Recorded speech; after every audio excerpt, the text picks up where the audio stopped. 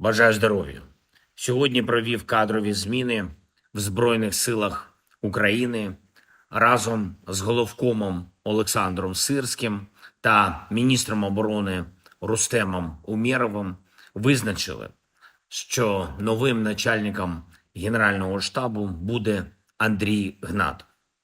Бойовий хлопець, і його завдання саме більше бойового досвіду наших бригад в плануванні операцій оборонних та наступальних, а також більш активна розбудова корпусної системи.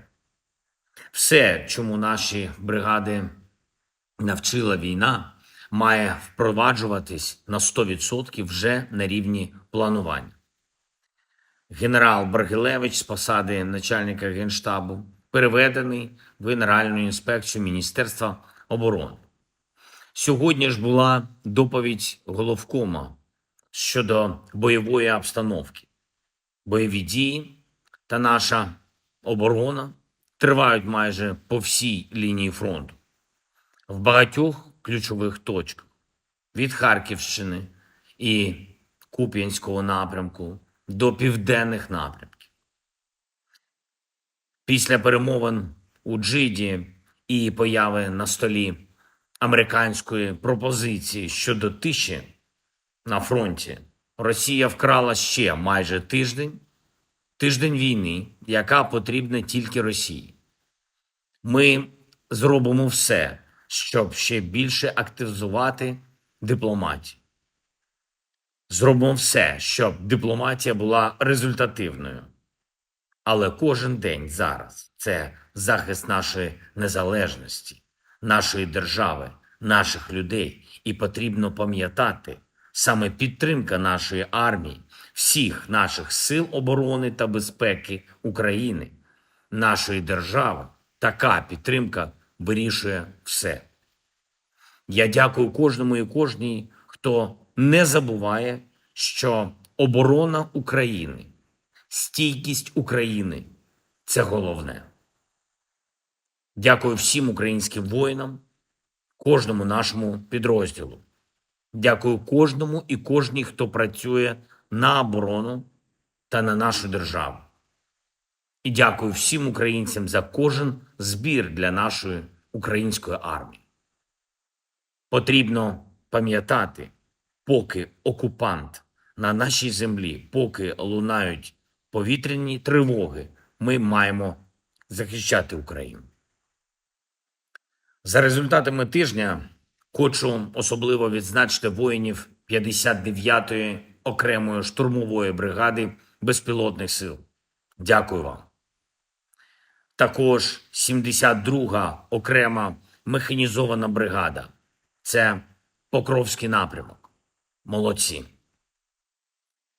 425-й окремий штурмовий полк. Дякую вам за хоробрість при звільненні позицій від окупанта. 100-та, 24-та окремі механізовані бригади. Дякую за ефективне знищення російської техніки і солдатів на Торецькому і Краматорському напрямках. Щойно я говорив з прем'єр-міністром Канади Марком Карні. Я подякував йому за підтримку України, нашого суверенітету і територіальної цілісності, за участь Канади в нашій спільній роботі з партнерами заради того, щоб захистити наших людей, щоб наблизити мир і гарантувати надійну безпеку. Ми обговорили санкції проти Росії, особливо проти танкерного флоту Росії, проти російських банків, проти схем заробітку російської держави. Ми обговорили з прем'єр-міністром Карні результати зустрічі міністрів закордонних справ Групи Семи і підсумковий документ зустрічі доволі сильний. Я хочу подякувати всім партнерам в G7. Канада буде підтримувати Україну і надалі. Це важливо. Важливо, що майже кожного дня Україна отримує нові сигнали щодо підтримки, нові оборонні пакети, пропозиції спільної дипломатичної роботи та готовність партнерів бути більш активними.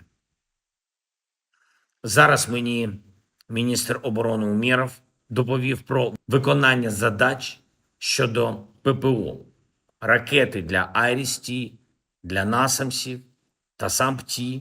Є хороші результати по контрактуванню артилерії. Будуть додаткові снаряди для нашої армії. Міністр оборони поінформував і про організацію наступного Рамштайну. Готуємось до Брюсселю. Працюємо і над конкретною системою гарантій безпеки для України. І цього тижня була зустріч військових представників у Франції. Готується зустріч в Британії. Перші кроки щодо гарантій безпеки здійснюються. Дякую всім, хто з Україною. Слава Україні!